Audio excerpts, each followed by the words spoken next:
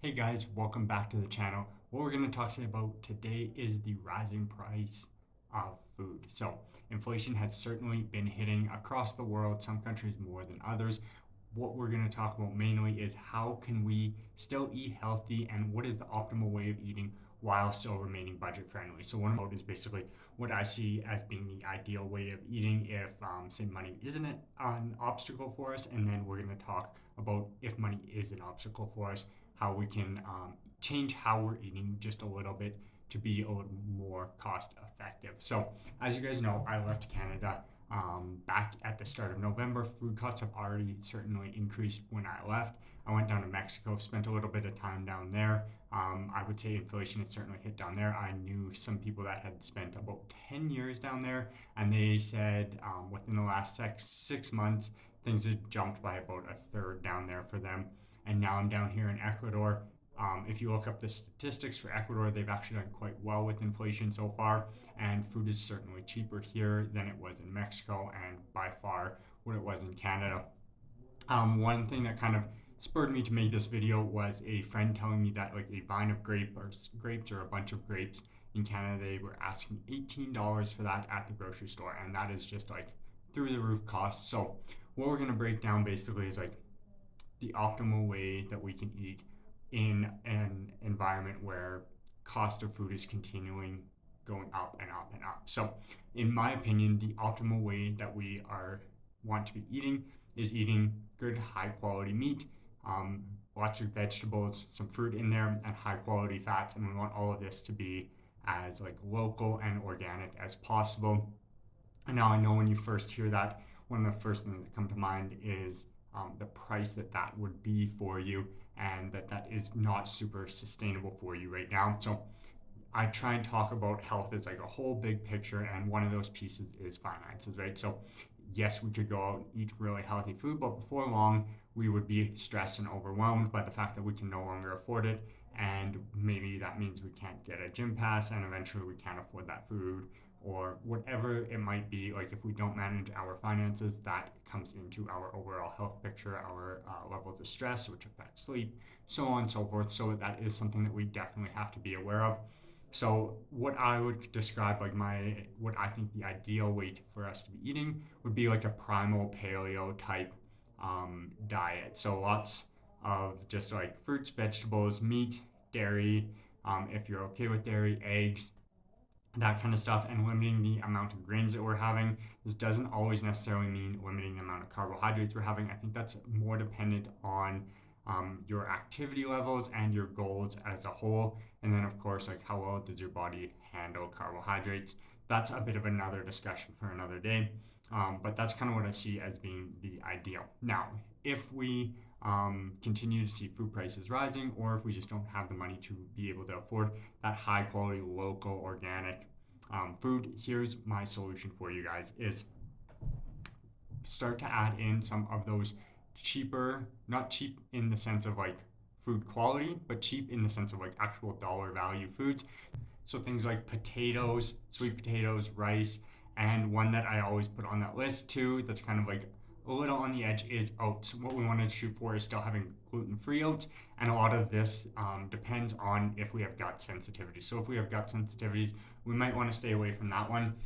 But rice, as far as digestive-wise, people tend to do pretty good with, as when we look at what grains would we introduce if we were looking to lower the cost of a meal, right? So by adding in those carbohydrates that are relatively low cost, they can add some more calories to the meal, make it feel like a fuller meal while keeping the price down. So again, those are like potatoes, sweet potatoes, any starchy vegetable really, rice and oats. Those would be the main ones that I would look to add back in before something like pasta, bread, those things, because those have like more of the things that are going to aggravate people's guts and less optimal for our health. And then, of course, we always want to be avoiding processed foods. So, processed foods are never going to be our friend, really. There's so much stuff in there that isn't great for our health and our gut.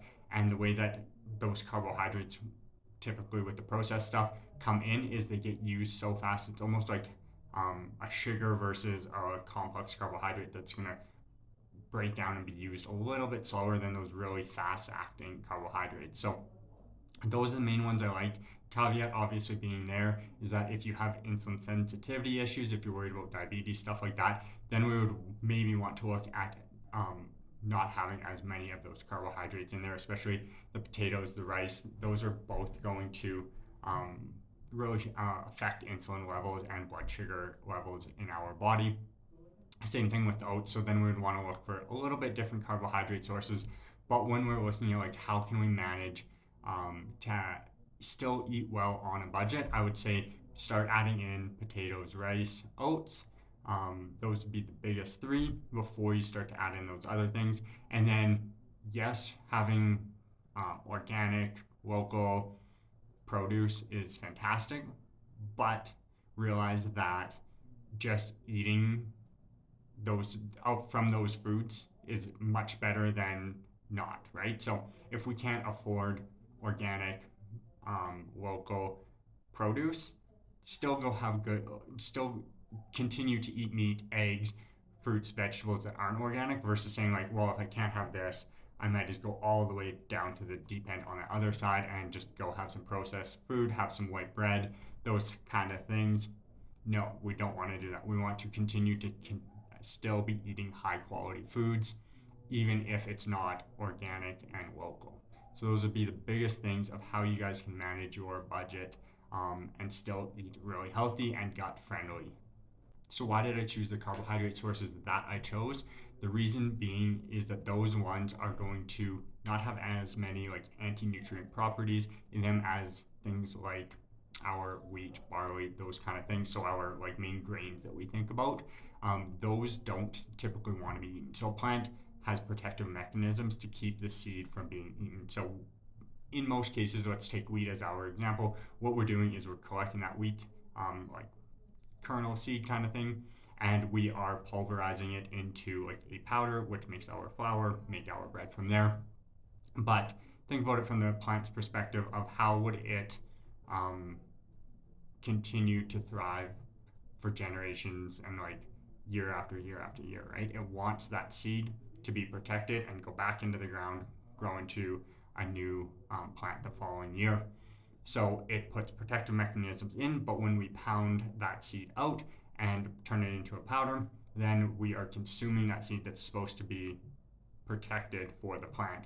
So it has anti-nutrient properties and is quite hard on our gut. We can see things like leaky gut come up, just gut inflammation, those kind of things, even autoimmune conditions in people, because once you get that leaky gut, things that normally wouldn't present in your bloodstream can get into your bloodstream, and the body starts to fight back against that because it's usually not there, even though it inherently isn't necessarily bad for us.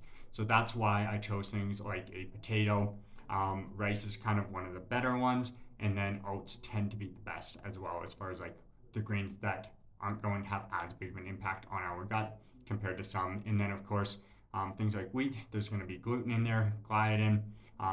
Sometimes, depending on the processing, of course, we're going to also have different chemical processes happening to those things. And sometimes in the processing, there's a lot of heat, pressure, stuff like that, which can cause like oxidative stress as well, and kind of denature the proteins and stuff within that food. So those are kind of the best choices for us because they're part of the plant, but not necessarily that seed that it really wants to protect. If you guys really enjoyed this video, please like and subscribe, because that helps my channel out incredibly, and it also gives you access to seeing this information when new stuff comes out. So I will continually put out new videos for you. In the comments, leave anything that you want to see coming up, whether that's around nutrition, training, or otherwise, and I will try and get a video out there for you guys.